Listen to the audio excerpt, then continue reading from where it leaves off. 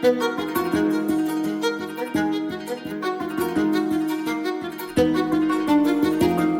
is Euroscopic, your weekly roundup of what happened, what's happening, and what might happen in and to Europe.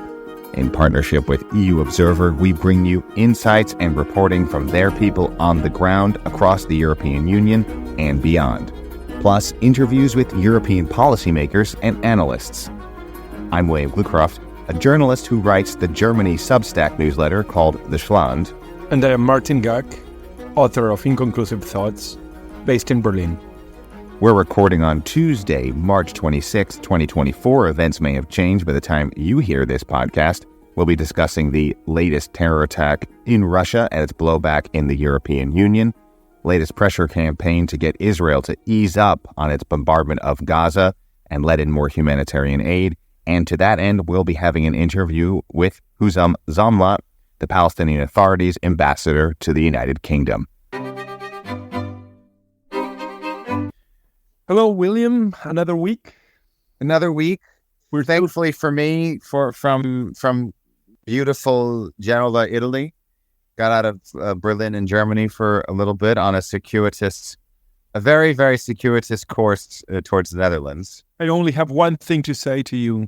Yes, sir. You bastard. Well, don't hate the player, hate the game.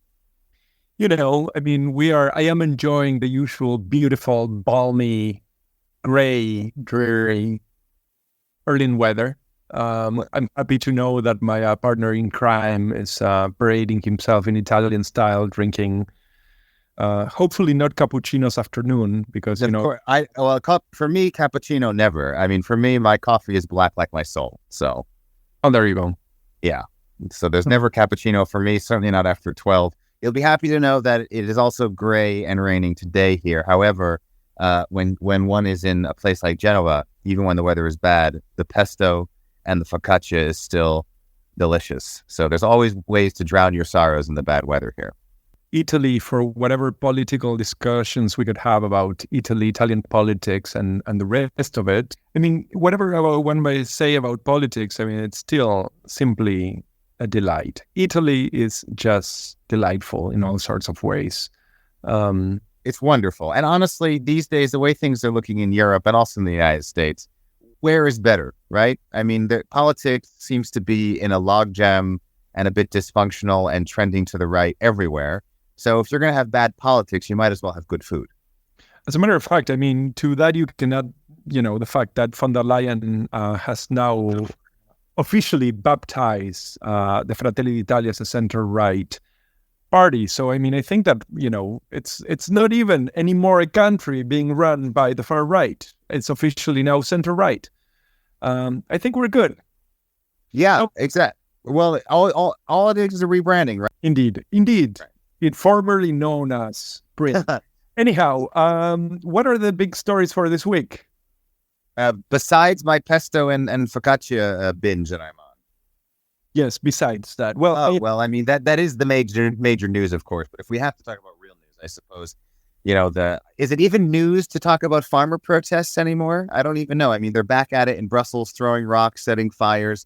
But unlike other kinds of protest movements, as we and others have talked about, such as various climate protesters, these people don't get called terrorists and are clamped down on by the police. They actually have quite effective political reaction by getting climate change and environmental policy watered down in favor of the demands of farmers when it comes to their agricultural needs. I think it remains sort of a very, very powerful force which is dragging the political spectrum farther towards the right. Essentially because, not that I think that necessarily they belong to sort of an ideological right, but they actually deal with the agenda of climate, which is one of the darlings of the left, in a way that is really, essentially opposed to what most of the Green Deals around Europe and certainly Brussels is promoting.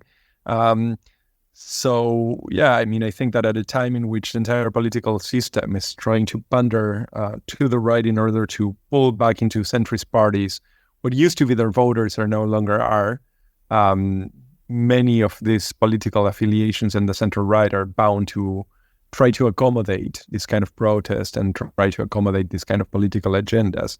Let me just quickly move to another story, which is that Ireland has now a new prime minister, still a conservative, but this time a very, very young gentleman. Simon Harris is only 37 years old, and he comes in to replace Leo Varadkar, who stepped down a week ago or so.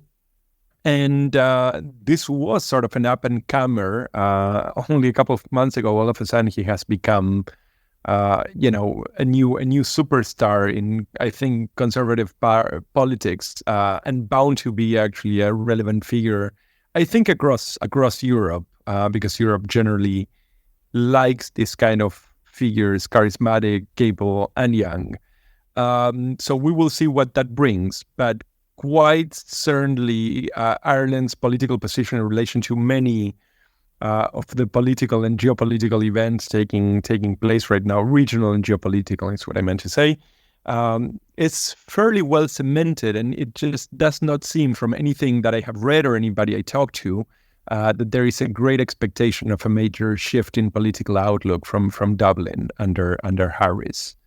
No, but I do like, as as U.S. leadership keeps seeming to get older and older, Irish leadership seems to keep getting younger and younger. I know correlation is not causation, but that's a nice juxtaposition, I think. I think it actually is. I mean, you have to keep in mind that also the U.S. leadership, geopolitical leadership, continues to erode. People like the Dublin political machine. I mean, specifically Varadkar, who was in D.C. Only last week, are kind of going out and doing really hell of a job at making, scoring political points by making very bold statements. I mean, last week was about Gaza, but I think that we're probably going to see a bit more of this. In a way, I think that what is very interesting about Harris, and has been very interesting about Dublin in general, is that it seems to have found its political mojo. It seems to be coming into its own political voice, and it's quite remarkable to see Dublin becoming a political force. I mean, at least in terms of statements made and agenda items set on the table. Well, we'll talk more about this later, and we have more on the issue with our interview later, but Ireland is one of the few European countries in the European Union that wants to seriously push ahead with recognizing Palestine as a state, recognizing its Palestinian statehood. Very much so. And I mean, as a matter of fact, Varadkar in D.C. Very poignantly explained why the Irish are so committed to the Palestinian cause. In any case, we're going to leave that there. And there is one more story I want to share with you, which is really remarkable. So you might have heard about one Jair Bolsonaro, who was president of Brazil. I've heard of him, and I've heard of he's the ex-president who tried to hold on to his power, and the country's actually upholding rule of law and pursuing criminal charges against him. Exactly. So indeed, Brazil is going after Bolsonaro. After Bolsonaro tried to pull some sort of small bossa nova version of January 6th in Brasilia. So there were people descending on the Congress, and they were actually repelled. And then there was an investigation, and the police was looking for Bolsonaro, but they couldn't find him. Turns out that Bolsonaro was hiding, of all places, in the Hungarian embassy. And this is not exactly a small thing. A very curious thing happened in December when, in my home turf, Argentina, my original stomping ground, Milei took office. Two of the most conspicuous figures to come for the inauguration, actually, I should say, because I'm sitting in Berlin, were Orban and Zelensky. They both were in Buenos Aires. Now, Buenos Aires is, for all intents and purposes, a fairly marginal or peripheral political landscape. So it was very strange having two major players sitting there, but they were there to actually congratulate what is essentially one of the probably most prominent far-right leaders in the region. And the fact that now we can see Orban and Bolsonaro essentially interacting with each other at almost a personal level, because it's very unlikely that Bolsonaro, being pursued by Brazilian authorities, would have found refuge in the Hungarian embassy without sort of obviously the blessings of Orban. What we're seeing now is, I think, a sort of Latin American leg of the European far-right machine. I don't want to say by this, of course, that Zelensky, who was also in Buenos Aires, is a far-right, part of the far-right grouping or lineup, but certainly Orban is. And this kind of, casting this kind of shadow on Latin American politics should at least be something very curious for people observing the way in which a global far-right is lining up. So that's most of what I have been looking at this week in European politics, other than, of course, the impact of the Ukrainian war, which is still rolling on, Russia and the attack, of which we will talk a bit later, and also Gaza, which will occupy a central part of this episode as we're talking to Hussam Zomlot, who is the Palestinian ambassador to the UK.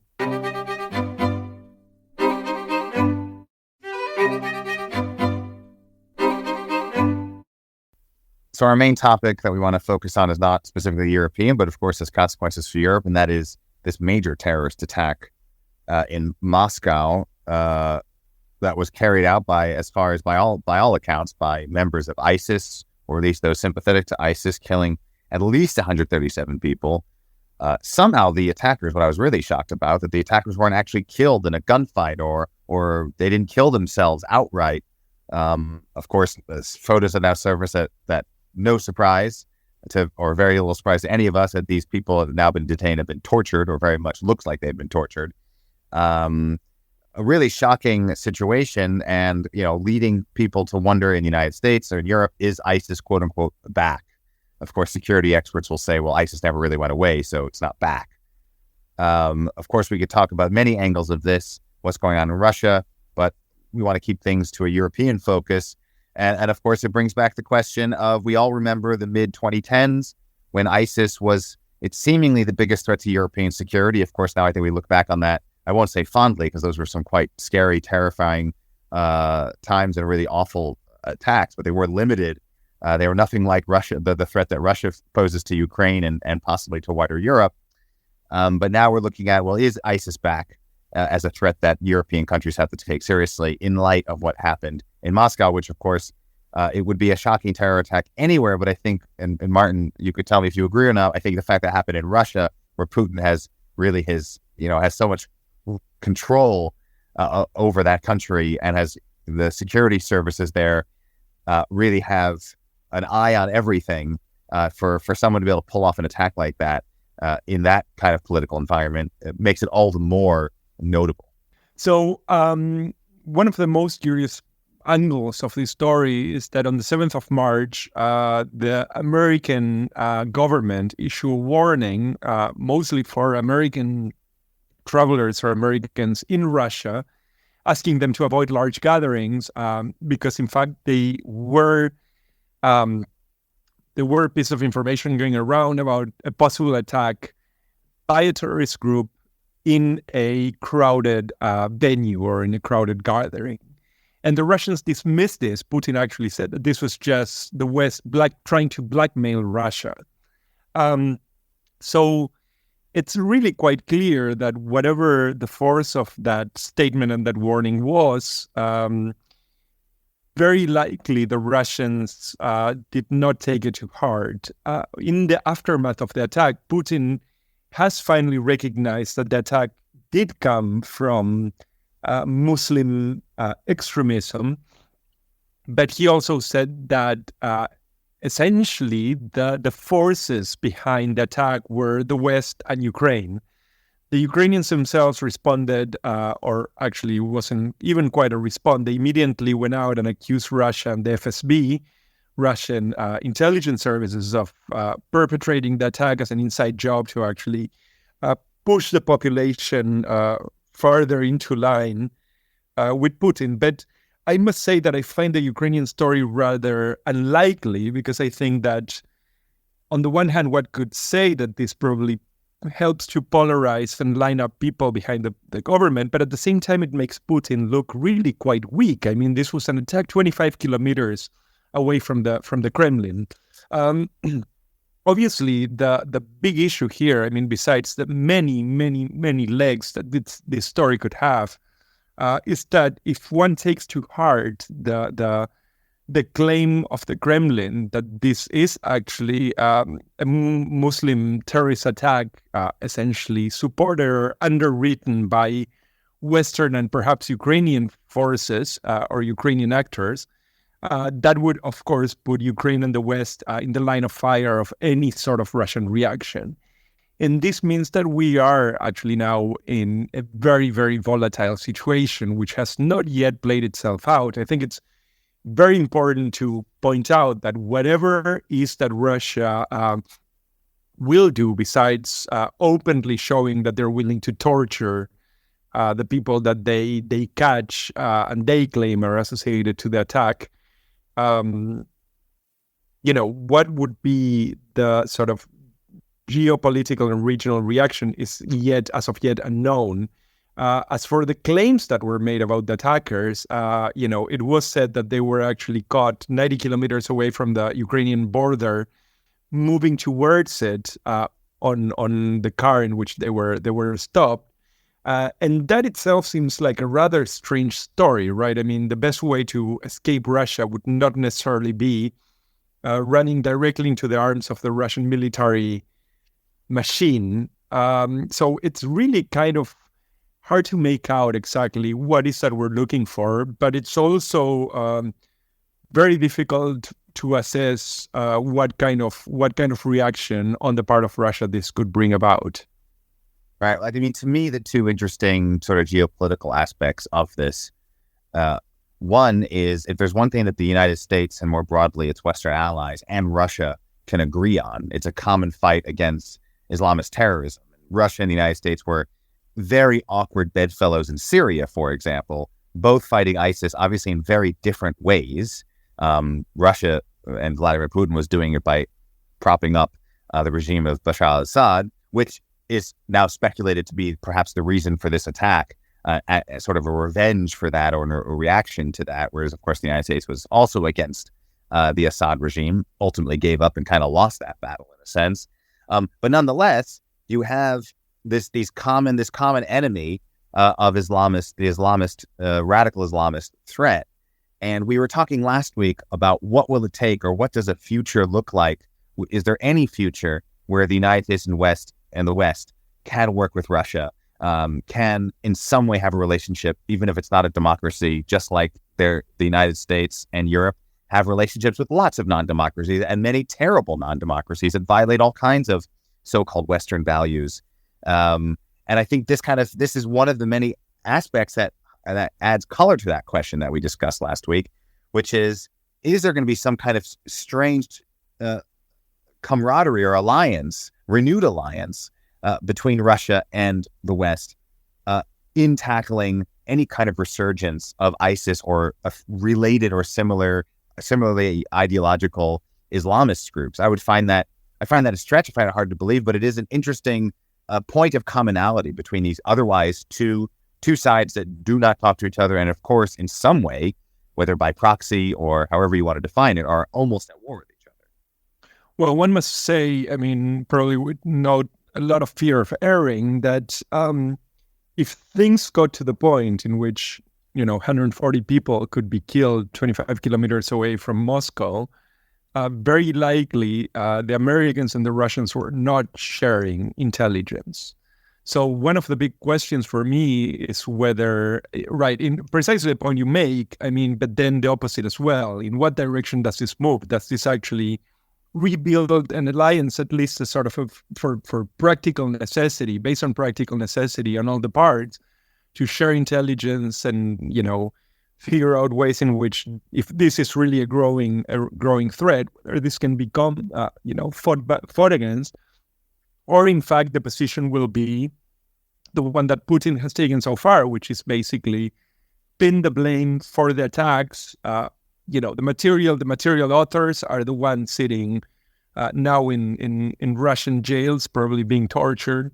But sort of the background forces are, the Western Ukraine, in which case that would not lead, obviously, to an improvement in relations. I think that this is a story that will really evolve, and it might evolve in all sorts of ways, including the fact that we might not see Russia take any immediate actions.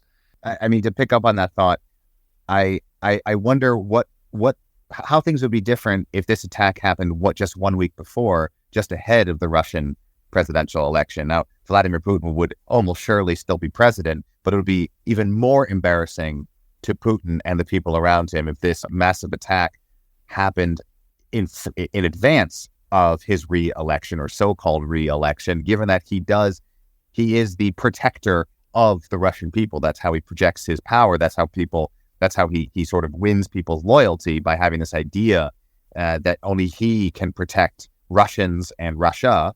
And so I'm actually kind of surprised. Of course, I had no insights or window into the thinking of this ISIS group, but I am surprised that they launched the attack after his re-election and not before. And then, of course, there's the question of the blowback on Europe, right? We all remember in the 2010s, the truck attacks, these one-off so-called or sort of lone wolf attacks that were very scary. But they're also a wonderful opportunity for any security hawk, any thinly veiled Islamophobe, any of the anti-migrant movement. We saw the dovetailing of security questions and anti-migration about, do we know who's coming into our countries? Are the borders secure? Who's sneaking in? Can all these people be trusted?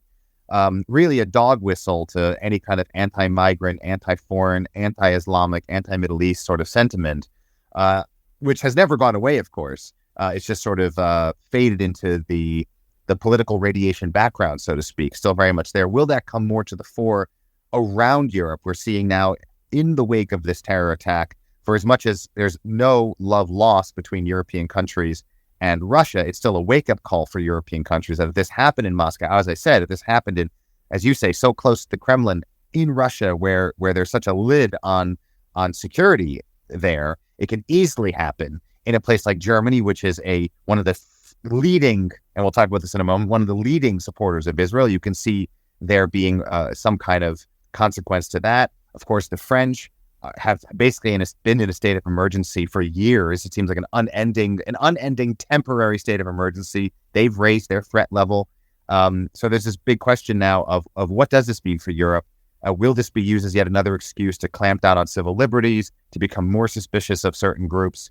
So this story is definitely going to unravel at a political level, at the EU level, and of course within its member states. I think that that's indeed a fair assessment, though I think that it's noticeable that there has not really been a major discussion on the question of Islamic terrorism, even in the wake of this attack in Russia. So Europe is still looking at other issues at the time. The terror attack in Russia is yet more evidence of how closely knit all of these stories that might seem unrelated are actually quite interrelated. And there is no separating domestic politics, for example, in European countries with what's unfolding not so far away, geographically speaking, or even politically speaking, in the Middle East, in Israel, Gaza. These issues are all connected, and that is why we have turned this week to an interview with Hussam Zomlot, who is the Palestinian Authority's ambassador to the United Kingdom.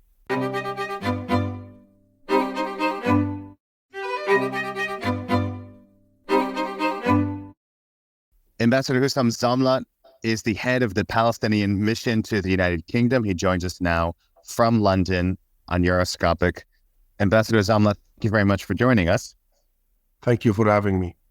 Before we ask a question to the diplomat, Hussam Zomlot, we'd like to ask a question to the person, Hussam Zomlot, which is very simply, how are you doing? Overwhelmed, I have to say. Exhausted, sad, worried, and hopeful.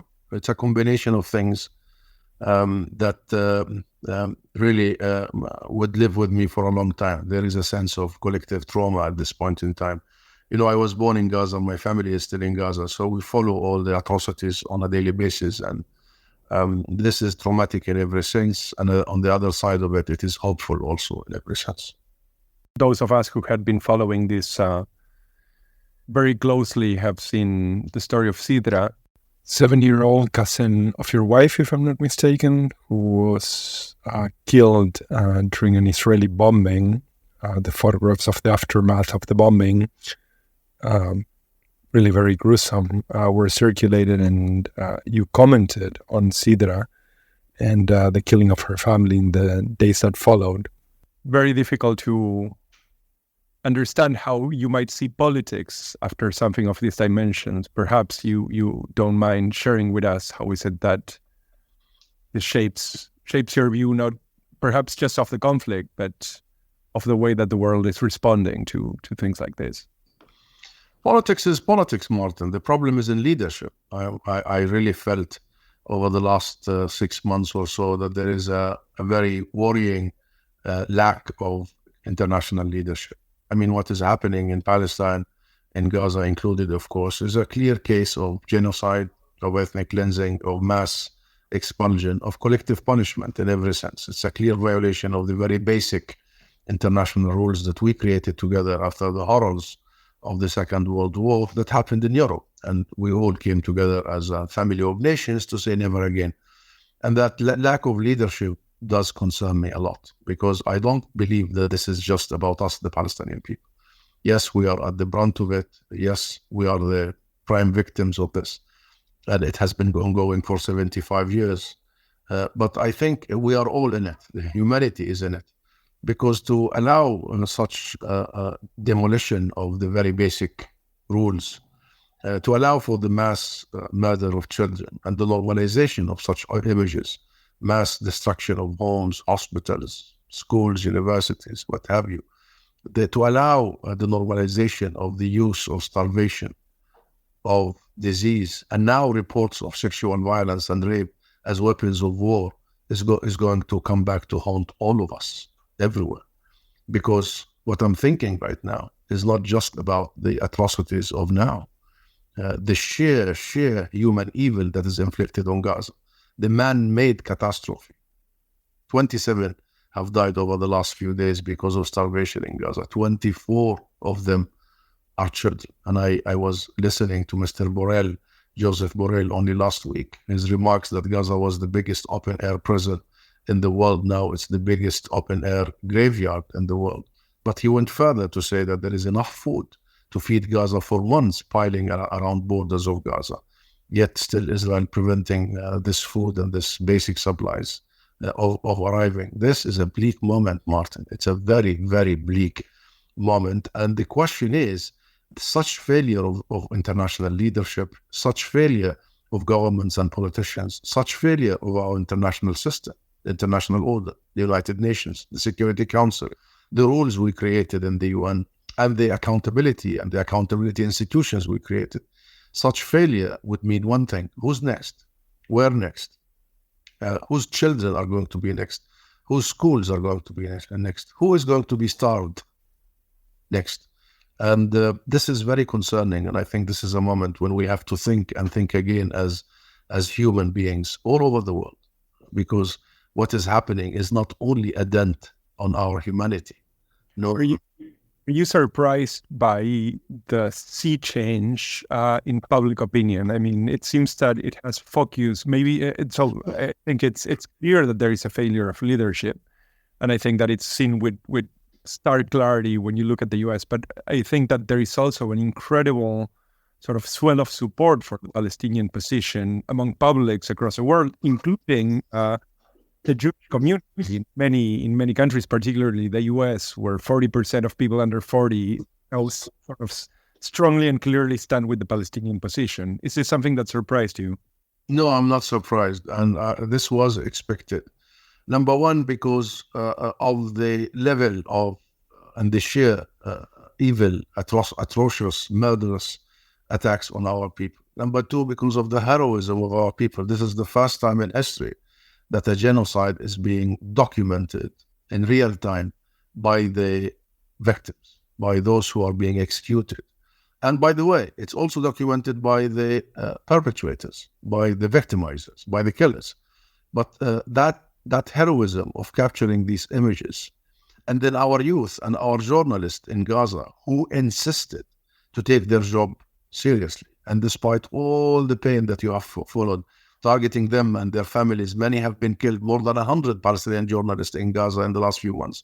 So is in the West Bank, by the way, and let's not forget what is happening in the West Bank. It's a similar situation. Maybe the intensity in Gaza is higher at this point in time. And some very limited but significant Arab journalists who stayed on the course in Gaza. But then our youth, Palestinian youth, Arab youth, international youth, European youth, carrying that message and using social media as platforms to convey the message to the masses in the world. The message has been reached. The content has been delivered thanks to the alternative media platforms. And people are people, my friend. People everywhere are people. When they get the truth, they will shape their own opinion. Human beings will not accept this. The problem is, for 76 years, they did not know the truth. They were blocked from the truth. We didn't have social media. We didn't have our smartphones. Now we do. And we didn't have this younger generation who knows how to deal with and how to actually engage in information sharing. And also we managed to, all of us collectively, and I took part in that, and challenging the mainstream media, the Western mainstream media, who has played a role for a long time in blacking out the situation and confusing everybody and blaming the victim all the time. If you go back to the first few weeks of the situation, of defiling the Palestinian people and the Palestinian cause and struggle for all these years, and of following the cue from the Israeli propaganda. You remember the first few days and weeks, 40 babies beheaded, so a baby was taken out of an oven, all these issues, and the list goes on. Western media is guilty of playing according to the rules of the occupier, of the colonizer, of the besieger, and always trying to draw some sort of a symmetry between the occupied and the occupier. Now that has been challenged in a concerted effort. The combination of that has produced a coup d'etat in the public opinion. In the UK, you've seen hundreds of thousands in the streets of London, 1 million at one point in time, demonstrating for Gaza and for Palestine and for justice and for ceasefire. But the same situation all over Europe, in the US and worldwide, because people now know. People didn't know before. That is it. As for the Jewish people, I mean, this is another proof that this is not a religious conflict, Martin. This isn't a religious conflict. You have Muslims, you have Christians, you have Jews, you have Buddhists, you have all colors, all backgrounds demonstrating, calling for ceasefire, supporting Palestine. This isn't about religion. In the end, this is about humanity. This is about their values, their very, very core values, whoever they are, be it Jewish, Christians, or Muslims, and otherwise, on the one hand. On the other hand, Israel is making it impossible for the younger generations of the Jewish people. Because now in Israel, there are only two religions. Zionism, which does discriminate against anybody else. It's a very exclusive ideology that has produced all the ethnic cleansing from 1948 onward. And security, and a second religion in Israel. And security here means the continuation of the oppression of the Palestinian people. That's what it means, because it doesn't make sense that you call for or expect security while you're occupying and you're oppressing and subjugating an entire nation, stealing their land and resources, depriving them of basic rights, denying them their birthrights, the right to move or work and what have you, and then you expect security. Here, security as a religion in Israel has become the other face of just continuation of occupation and oppression.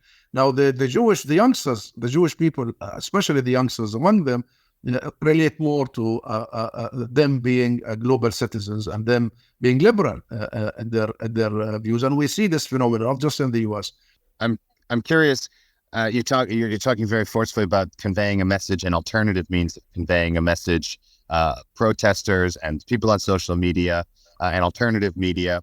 I'm curious your role and your colleagues' role in facing counterparts, your British counterparts, your European counterparts, because of course there's much skepticism and questions about the legitimacy of the government you represent in their ability to provide for the Palestinian people. Do you feel like your message is getting through to your colleagues on the European and the British side, given some of the shortcomings and many of the criticisms of your own government?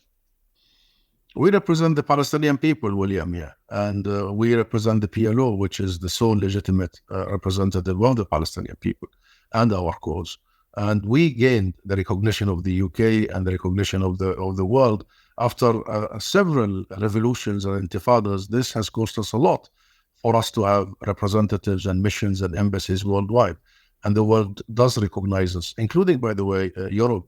Now, there are countries, the majority of the world recognize the state of Palestine, but the European countries recognize the PLO, and that's why the office here, the mission I'm speaking from, is the PLO mission. And we speak on behalf of all Palestinians, and we have done a lot of challenging from day one. The Western media here started with gaslighting and distraction and just wanted to talk about anything but the actual root cause of all this, the occupation and the colonization and the besiegement and the apartheid that has been documented by British human rights organizations like Amnesty International, and before them the US-based human rights organization B'Tselem, Israeli human rights B'Tselem, and the Human Rights Watch. Now, the message was very clear. We did not allow these media outlets in the West here to actually divert, distract, and continue to play their game. We stopped them short. Their game was very clear for us. They stripped everything out of context as if history has begun on the 7th of October. They did not want to give real historical context, and historical because the UK, Britain has a big part to do with this, and Europe at large to start with. And they just want to focus on the reactions rather than the actions that has lasted for 75 years. And we wanted to make sure that they don't mix the cards here, and that we talk about a people's struggle that has been ongoing for 100 years. And that struggle is for liberation, is for emancipation, is for liberty, is for equal rights like all other nations. And we wanted to simplify the message so the people did it, and I believe they did. Big part of why we have the change in the public opinion in the UK and elsewhere was our ability to convey the message as is and to challenge a business that has gone on for a long, long time of just flipping things upside down and always blaming the victim and always starting from a security point of view for Israel, and a very racist sort of narrative by the mainstream media, whereby they only invite us when there are Israelis being harmed. But when Palestinians just a day before or a week before are harmed, it's not a major issue. And number two, whenever they actually interview Israeli officials or ambassadors, spokespeople, they never, ever ask them to condemn the atrocious acts by the government that has been happening for decades. But we get the question, which tells you that they think our blood is less important, our lives matter less, our children's lives matter less. That all of that was challenged. And I think it has contributed to a change in the public perception in the UK, in Europe, and elsewhere. I want to ask you, there's been most certainly a failure of leadership. I think that this is clear, and it's visible certainly in governments which are in place. But there's also been a massive effect on the center left across Europe and the US. I mean, in the US on the Democrats, with really a very serious, I mean, Gaza has really put, some serious dangers. I mean, it has put like essentially the Biden campaign at peril, and very likely has also made a massive dent on labor in the UK. The problem is obviously that the alternative to that are political groupings that probably are a lot less sympathetic to the Palestinian position. How concerned are you that might end up having a major role in re-electing Trump, or that we might actually see a prolongation of the Tories in the UK precisely because, Labour cannot actually amass enough votes, or they have not been seen to be clear enough in their message concerning Gaza? If you allow me, Martin, this is not really the question, because people have the right to elect whoever they want to elect, and we haven't seen that much of a difference between the so-called political right in the UK or in the US, Trump, conservative government, or political left, Labour, Democrats. We haven't seen. You followed the positions of the oppositions here and the administration in the US. We didn't see much really difference, and the Biden administration could have stopped this from day one. Israel from committing these atrocities simply by stopping the arms exports. Israel is out of arms already, and they have a delegation in Washington now to bring back arms so they can resume the killing of our children and babies. And so does Europe, by the way. Europe's position from day one, both sides, right and left, so-called, the divide, was off balance. From day one gave carte blanche, day one, 7th of October, carte blanche to Israel, under the pretext Israel has the right to defend itself. And look what happened. It was interpreted by this most fanatical government in Israel as a license, a green light to commit the genocide and the ethnic cleansing. And therefore, the real question here is this: is Palestine becoming an issue that affects domestic politics everywhere? And the answer is yes. In the US, in the UK, in Europe, and everywhere. So the change is that now politicians cannot, as it was the case for a long time, cannot get away with a bad policy vis-a-vis Palestine, which is a welcome change. Ambassador, picking up on this idea of failure of leadership, it's very clear how Israeli leadership has helped lead to the situation we're in and perpetuates it. Of course, Hamas's culpability in sparking this latest round of violence. Of course, European, U.S. failure of leadership. When it comes to your side on the PLO, what would you say were the failures of leadership that helped create the situation? And then also looking ahead to the future, what would you say are some of the concrete ways that your government is in actually an actual position to create some kind of better alternative? Well, as we speak, a new government is being formed by the Palestinian national leadership and institutions. A new prime minister has been appointed, and this government will have key mandates. But the key idea behind it is it's a government for the Palestinian people inside the 67 areas in the West Bank, East Jerusalem, and Gaza. We have one government that cares, protects, provides for the entire people, that unites the land and the polity of the Palestinian people. But that government will have prime mandates, key mandates. The first is reform. We are aware that we are in need of structural reform, and we are aware that we are also in need of a massive, unprecedented humanitarian program and reconstruction program. We must make Gaza livable again as soon as possible. This government also will help preparing the grounds for national democratic elections, because that is also part of our responsibilities. However, having said that, William, and I'm glad you're asking this question, because part of this focus on the Palestinian governance side is really a tactic to buy time, delay, and in some instances, it's a tactic to block, to prevent the outcome. Why I'm saying this? Because you cannot put the cart before the horse. And this cart and horse equation has been happening for a long period of time. Only if the Palestinians are reformed, only if they are more democratic, only if they can fight this and that. My friend, we will not be fully functioning unless we end this occupation.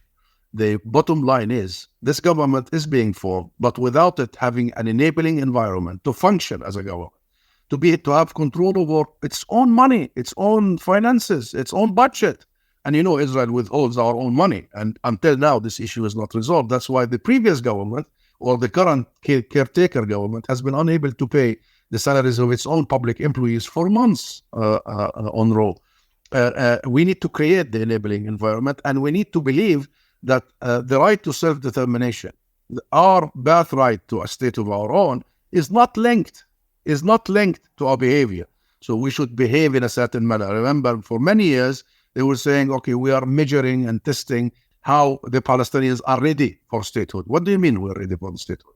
This doesn't happen anywhere. People, if they are people and they live on their land and they define themselves as such, and they continue their struggle for liberation, people have that right irrespective. However, there is a consensus among the Palestinian people, consensus, political factions, then once we get our state, that state has got to be egalitarian, democratic, provide for all its people, the separation of power, the freedom of speech. We Palestinians pride ourselves of being an exceptional nation, of being diverse and united at the same time.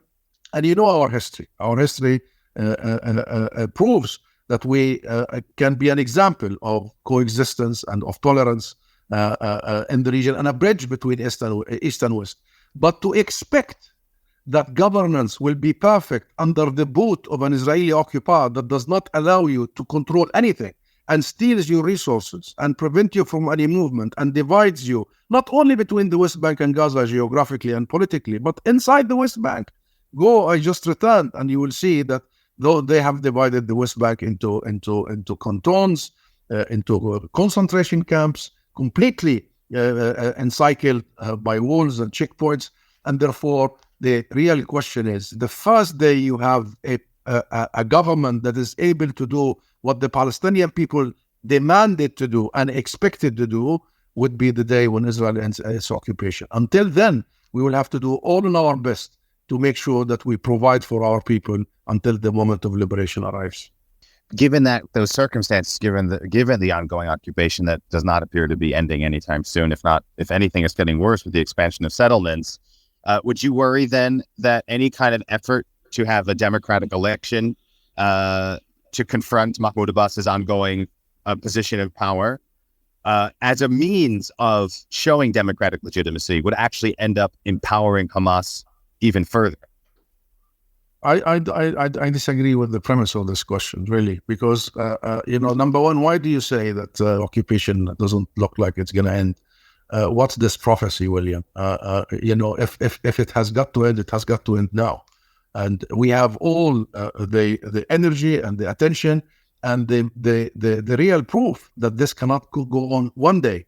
And if there is any lesson that we learn from the atrocities in the last so many months, is that we can never go back to the status quo ante. We can never accept to go back to the 6th of October.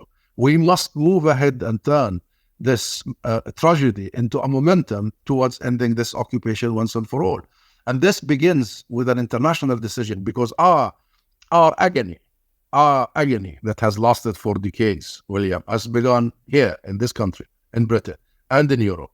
A decision that was made on our behalf without consulting us, the Balfour Declaration. And then since then, and by the way, of cancelling us as a people in the Balfour Declaration, we became the non-Jewish minorities. We, the natives of the land that have lived there for millennia, and the birthplace of Christianity. And that historic bridge between East and West have been turned into what we are not what we are. And since then, international Western backing of Israel has been the prime reason. So we begin by an immediate ceasefire now, permanent and immediate ceasefire, comprehensive, and Europe needs to play a role here. We begin by a recognition, so we uncancel the Palestinian people that began in Europe, a recognition of the state of Palestine, and this is long overdue, and I don't understand, for the love of God, what are we waiting for if you believe in the two-state solution? We begin by using the word as sanctions. Some countries in the Europe, including the UK, has imposed sanctions on some settlers. This is baby step, but it's a major policy that we need to build it up, and we need to sanction both the settlement enterprise and the state that sponsors the settlements as an illegal entity, that is Israel, the state. And we need to make sure that accountability holds here, because the most important thing, and that's why we're in the ICJ and the ICC, the most important lesson here is the never again. The most important thing is to create deterrence, so this doesn't happen again. And deterrence can either happen by us building our own capabilities and armies, so we protect our children and we protect our women and we make sure that this doesn't happen to us again, or we revert to international legality and the international judicial system. I prefer the second option. We prefer the second option, and that's why we are in these international judicial organs as we speak. So stop, William, and all of you, to throw it back on us. Our program has been in perfect alliance with the European Union program. with the international program, which is two-state solution. For that purpose, we have built institutions like the Palestinian Authority. We have cooperated in every sphere. We have been patient. But as you tilted to in your question, Israel has used the time over the last 30 years since Oslo to undermine any prospect for a two-state solution. So this is not time to go back to point zero. This is not time to reheat the same dish and reproduce the same old business. This is a time to start afresh and move forward and think of a new model that is top-down, not bottom-up. Bottom-up, let's talk to each other. Let's build this institution, that reform. No, it doesn't work. It's top-down. It's a decision in the Security Council. It's a recognition by the very countries that have led to our agony. And it is a moving forward in a very short period of time. We're talking months, not years, to end this once and for all. And I believe if now is not the time, it might never be the two-state solution implemented. This is the time for it. We have all what it takes to do it. And I think the momentum should gear in that direction. Can I ask you, what do you want to see from Europe? I mean, clearly the tone in Europe has changed quite radically over 5 months. You mentioned Borrell's statements, but you can even see it in the Commission. What would you like to see Europe doing concretely that it's not doing now? Well, to start with, Europe has got to recognize the two states that it espouses for a long time. I mean, what is the argument? They keep telling us, we want to recognize, but it's not the time. When is the time exactly? When it's over? I mean, we will not need it when it's over. I mean, this whole delaying of the recognition, and why we think the recognition is an important sign, because we think the recognition will send a clear message, first, by Europe and about Europe, that Europe is serious, that Europe means it. It's not just a lip service, which has been the case for a long time. Number two, it sends the right message to the Palestinian people that actually, hang on, we mean what we say, and the prospect for a state of Palestine on the 1967 borders with East Jerusalem as its capital is a real prospect. So we need hope, Martin, at this point in time. You cannot imagine the existential threat we face if people lose hope. Hope is the biggest issue we need to focus on, because if people are completely hopeless, then what is happening now is going to turn to something even much worse. Number three, and finally, it sends a message to the Israeli public and the government and the settlers that this project is unsustainable. We haven't sent that message. Number two, why not to Europe immediately now stop exporting weapons to Israel? This is a responsibility on the European Union, because I know your laws. You should not partake in any atrocities and violations of human rights. Do I need to convince you? I mean, now the ICJ has put Israel officially on trial for genocide. So why European weapons are still being exported to Israel? Number three, the association agreement, which it's in its preamble says that Israel has to commit to the European vision of two states, etc., etc. Isn't it time to freeze this association agreement and to reconsider it? Number four, the sanction side. There is an array of sanctions that are required and European Union is obliged to do on the illegal settlers. There is no such a thing as a good settler and a bad settlers. All of the settlers are illegal according to European law and international law. Those are very well defined as war crimes. What is Europe is waiting for? Why is it allowing these settlers to come with a visa waiver and what have you? Why is the settlement products are still being imported by European countries on European shelves and supermarkets? And they say we label it. What do you mean you label it? You do not label illegality. You ban illegality. Do you label, Martin, do you label the ivory products? No, you don't. You ban the ivory product and what have you. And the list goes on for actions that the European countries and the EU institutions are committed to do as per their own commitments to international law. None of this is happening. It's always too little, too late. And this is a moment, because I believe Europe is the most significant part of this. First, because Europe has led to where we are. Europe has something to do with the Jewish people and something to do with the Palestinian people, Martin. And I don't want to go further in this. And Europe is bounding us, is bordering us. So anything happens will affect Europe immediately. Europe is the biggest trading partner to Israel. So the biggest leverage is with Europe, not with the US when it comes to the economic side. And Europe is the biggest donor to the Palestinian people. So also Europe has a leverage on us. This leverage is not used. Okay, good that we hear statements, but statements are not enough. The Israeli government, which is the most fanatical government in the history of that country, with Smotrich and Ben-Gvir, they hear European statements and they laugh. They simply laugh. This is time for action, and enough is enough. Mr. Borrell can describe the situation as much as he wants, but Mr. Borrell is not the UN human rights sort of chief. Mr. Borrell should not just explain or expose the situation. Mr. Borrell should take action. So that leads me to, I think, our final question, which goes back to the first question where you said among the trauma and sadness and anger and grief that you're feeling, you're also feeling hopeful. And I'm curious, how do you feel hopeful? How is that even possible in this situation, given everything that we know and everything that you've even laid out in our conversation today? I'm feeling hopeful because I see the Palestinian people and how their unity and their sense of togetherness and the solidarity is really inspiring, William. It is. And I see our people know that in the end, we will get where we want to go. I see the new generation of Palestinians. I see, despite all this, our ability to rebuild Gaza and rebuild it in the most impressive way possible. And I see our people in the West Bank, in Jerusalem, our people outside. I'm an ambassador. I go around in the UK, in Europe, in the US. I was the ambassador to the US. And wherever I go, I see the Palestinian people are exceptional in every sense. I see them, the professors, the innovators, the CEOs of the biggest companies you can imagine. Won't you be hopeful about such a population? Won't you be hopeful about the level of education we have? I mean, we have one of the highest per capita PhD graduates worldwide, despite all the atrocities and the agony we have gone through all the years and the decades.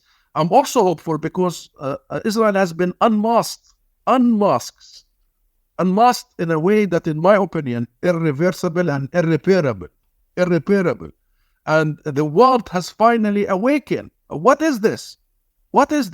How on earth do you justify the starvation of 2.3 million people? How on earth do you justify the mass expulsion and displacement of 1.9 million people? How on earth do you justify the deliberate murder of 13,000 children? How do you justify this? How do you justify the targeting, deliberate bombing, not airstrike, by the way, no, by mines, of all of Gaza's universities, the 12 of them, all of them gone? How do you explain the targeting of 70% of Gaza's schools stock? How do you explain 70% of Gaza's housing stocks? All gone. So the world now realizes there is something majorly, structurally wrong with Israel. And this we will build on, and we will continue to build on. And you started talking about the public opinion, but it is rippling. It is rippling to the parliamentarians and the parliaments and the congresses. It's going also all the way to politicians. Politicians feel the need to do something. And I am hopeful also because in the end, and part of your question was the Jewish people worldwide, in the end, it is strikingly clear that Israel cannot continue on this path. Simple as that. Let me try to summarize it this way. Our ambition of liberating our land and people, we have the sufficient resources for it. It takes time. It took 300 years for South Africans. And by the way, speaking of South Africa, apartheid, it took the people of the world to end that apartheid regime, not the governments. Just a reminder. It was the anti-apartheid movement that, by the way, emanated here from London. And this is happening right now for Palestine. So you don't want me to be hopeful? Of course I'm hopeful. And also to add to this logic, right now, Israel, on the other hand, has ambitions that it cannot achieve. We have the people of the world. We have our people. We have the legality. We have the morality. We have our narrative. We are ourselves. Before the world, we have ourselves. We are a very stubborn nation in the good sense. Stubborn, rooted, and renewing ourselves all the time, a generation after a generation. We embrace our children. So yes, we have more than 17,000 orphaned. Now, the latest international reports, there are 20,000 orphaned. We will not let them in the direction of hatred and trauma. We will embrace them as my parents embraced me. I'm the son of the first Nakba. Embraced me and embraced the previous generations. We embrace the coming generations. But the rapture in Israel inside, because it's not just the Jewish communities also inside. The rapture about Israel's image will help change the situation, hopefully to the better. So yes, I do see this moment to be historic in every sense. Dear Mr. Ambassador, thank you very, very much for being with us. We really appreciate it.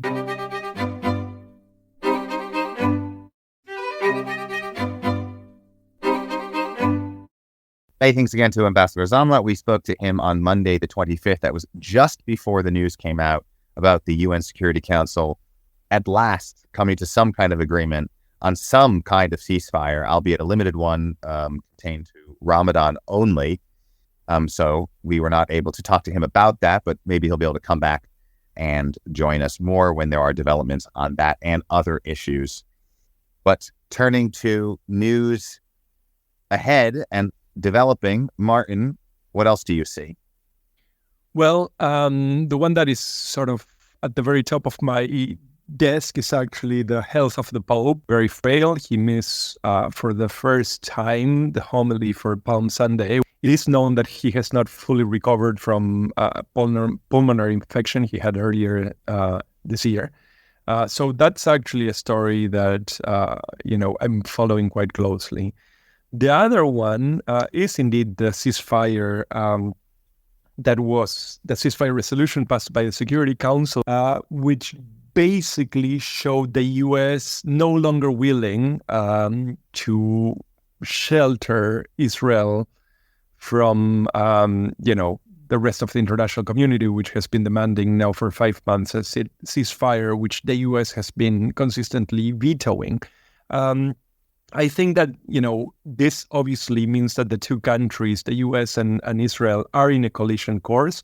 There has been an exchange of fairly strong words, both from Netanyahu, who has canceled the trip of a commission that included the Minister of the Strategic Affairs operation, and on the other hand, we had Gallant, the Minister of Defense of the War Council, who is in the U.S. and has issued some rather strange and dark but unclear threats saying that, given the new conditions, Israel might choose to attack or to operate in places where they are not operating right now.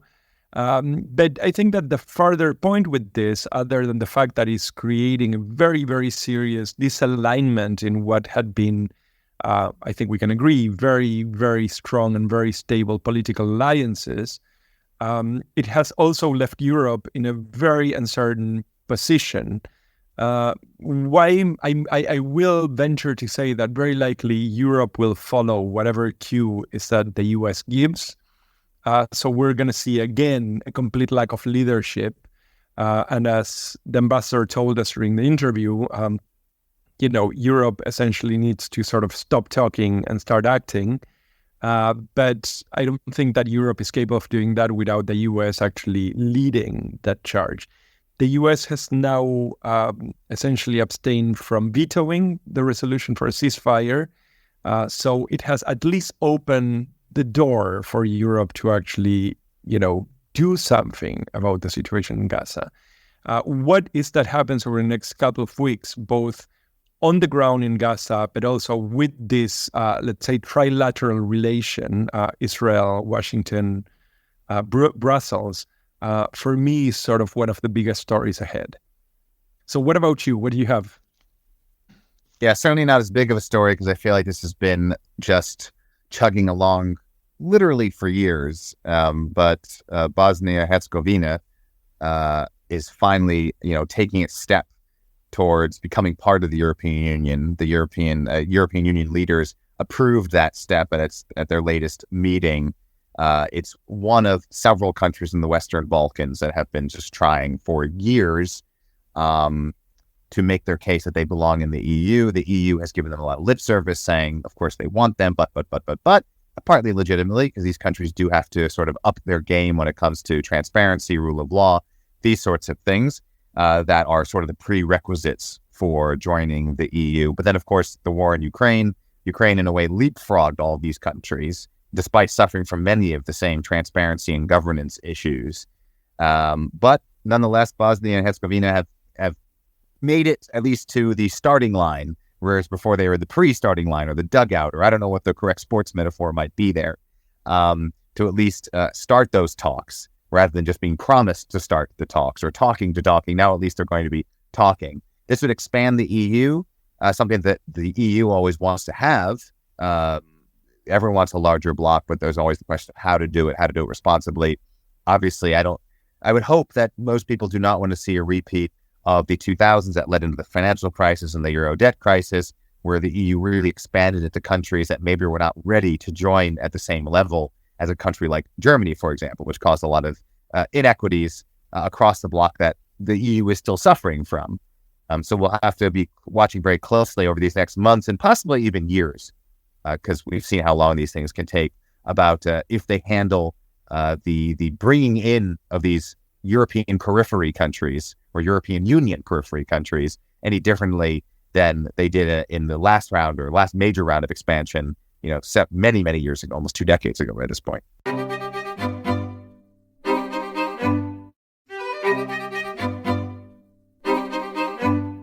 That's it for this week's Euroscopic, written by us, produced by us, and edited by Martin.